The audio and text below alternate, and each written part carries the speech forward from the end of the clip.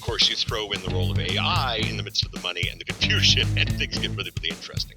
This is the most excitement I've seen in technology since the internet. And so I think we really want to cover it. Get to it fast. Right here on the Anycast. Make it strong, make it last. Right here on the Anycast.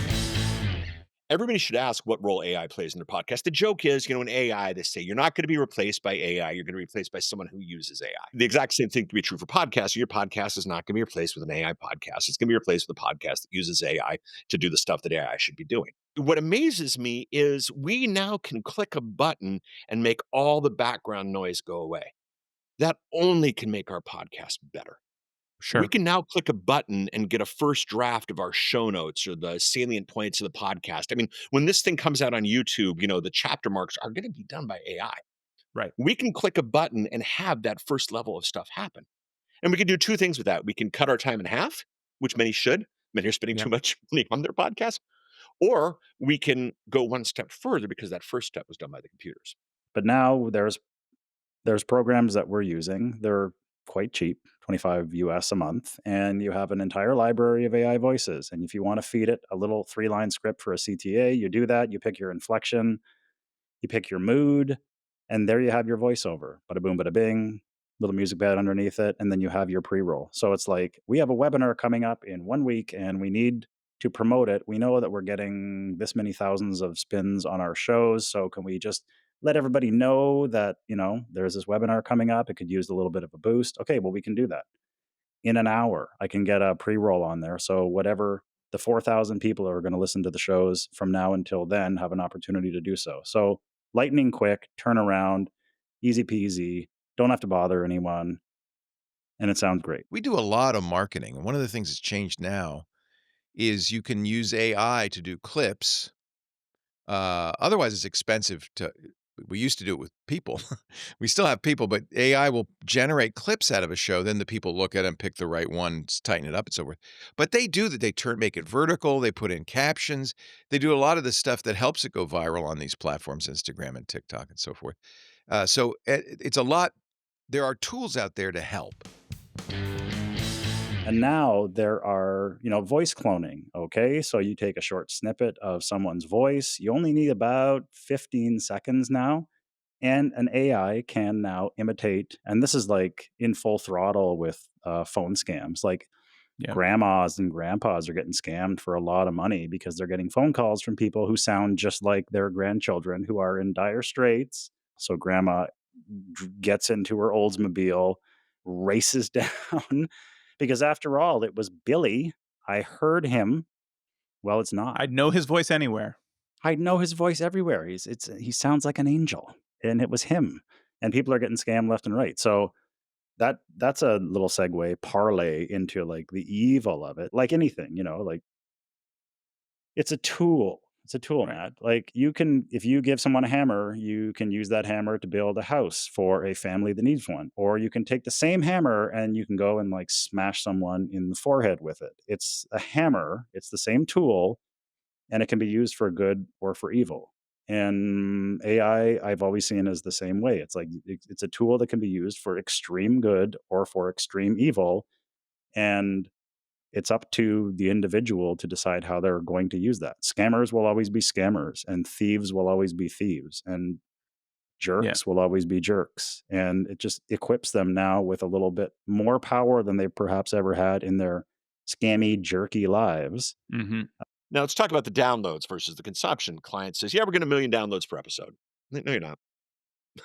Yes, we are. No, you're not. Yes, we are. Look at the stats. And the stats showed 1 million downloads. Now, 999,000 and change of those downloads were coming from Bangladesh. Right. And I said, Bangladesh? He goes, oh, yeah, it's this conservative radio network that is worried about being censored by the deep state. So, they're serving everything out of Bangladesh. I'm like, yeah, that's not the way podcasting works. Because the fact of the matter is the tracking is the downloads. So it's 999,000 and change Bangladeshi downloads. And that doesn't exist for your show, which means they're Bangladeshi robot downloads, which, by the way, was my favorite band in college. Yes. And that's not real. I've come to the belief that people listen to at least my shows, and I would say most podcasts, not so much for the content. That's a nice side benefit, but really it's companionship. It's people you know and like, and it's like having somebody in the room with you. Is that something that is what's going to keep content creators in the world of whatever looming? There's a lot of doom and gloom around AI producing content. Like, Yes. I can't imagine. Nobody wants I can't to become imagine a buddy with a machine. Yeah, no. No. That you nailed it. In fact, if you've listened to Notebook LM and the podcasts, they're fine. More, they're just like, wow, that's amazing that they can do that. Mhm. It's not anything that fills a need in your heart, Right. you know? Do you see that AI? I mean, you've already mentioned you have AI workflows for clipping stuff up and identifying stuff Yeah. like that. Doing show notes. Mm. I mean, there's some stuff that it does very well. But almost always my experience is it's in conjunction with a human. Like, you don't want it to do it all by itself. You want it to give you a template to start, and then the human interacts with it. Right. I don't think there are very many situations where you really want the human out of the loop. What AI is going to usher in is it's not going to be a suspension of disbelief. It'll be a permanence of Mm. disbelief. The suspension can never be suspended anymore. It's going to be a permanence of disbelief because you're going to have to adopt that. Whether you want to or not, you're going to have to adopt that attitude and those instincts. A permanence of disbelief, because that which you see on video, in a photograph, or on an audio recording, we've reached this point and it's only going to get more sophisticated, and they're only getting better with each passing month. What people have told us old school media types is we want genuine, passionate people talking about things they care about in an unadorned, unaffected way. We want authenticity. And so I'd bet on that. I don't want to just give it out. And there's other times where I'm like, I just want to give it out, you Right. know? And so, but I want to have the agency to do or not do, and to build a business not based around visibility. Sure. So I'm wrestling with those ideas because I don't want my identity wrapped into my success, my financial success. And right now it feels like the more I show up, literally my face, the more it's directly connected to my financial success. And I don't like that. I don't like that. The thing that stood out to me that at Movement was the idea that, we needed a disclaimer if AI was involved. That was a theme, but what was interesting was that was level 1 of the theme. Mhm. If you dug down a little bit in that theme, it was AI is needed, a disclaimer about AI is needed if it's a part that I hold dear. Nobody had Yes. problem with AI doing certain things. They just had problems with AI doing other things. And, that kind of stuff really bothers me. Either it's either every element of AI has to be mentioned, or no elements of it have to be mentioned. And maybe part of it should be that, but that have to guilty, we're somehow ripping off the world, just ridiculous. Yeah, and even if it's more than that, right? Like, do you interrupt the movie to tell people that the special effects were done with CGI? And Exactly. The rock that hits him in the head is not real. Yeah, and everybody needs to know that. Right. Like, let's take a pause and let's make sure the disclaimer is known so that nobody knows we actually shot this movie in outer space. And we were not, in fact, using a warp drive. And we were not on the USS Enterprise, just so everybody knows. Some part of consuming art has to involve this, this suspension of disbelief. All we want is relationships. As Dan says, just marinate the world in the thoughts, concepts, processes, ideas of Strategic Coach, because for those who qualify, they are going to, we hope, continue being marinated in that. And then when the day comes, should the day come that they decide they would like some coaching for their entrepreneurial journey, who would they be most likely to reach out to? The people who have assisted them for free.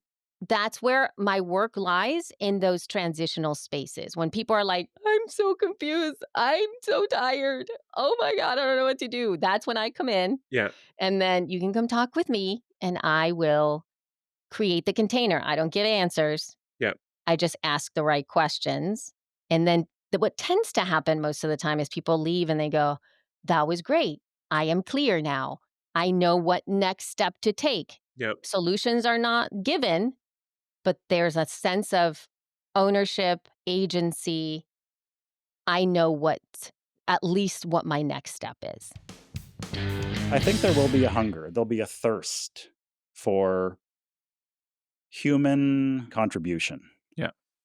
I think we're going to reach a point where there's going to be some kind of identifier, and this is like a very abstract thought in my mind, but I see it almost like as like a watermark on things, where it'll be like a thumbprint, and it'll be at the bottom. It'll say like HM, like human made, where you can almost classify and designate, like, I'm a person and I made this logo, or I'm a person and I made this. There are some people, and I think I'm maybe more in this camp, who think there is something ineffable about humans that a machine could never quite grasp. I hope that's true. This is different, another round, so much more to talk about. Gonna aim to satisfy with help from Cashfly. Get to it fast. Right here on the Anycast. Make it strong, make it last. Right here on the Anycast. The Anycast podcast, brought to you by Cashfly.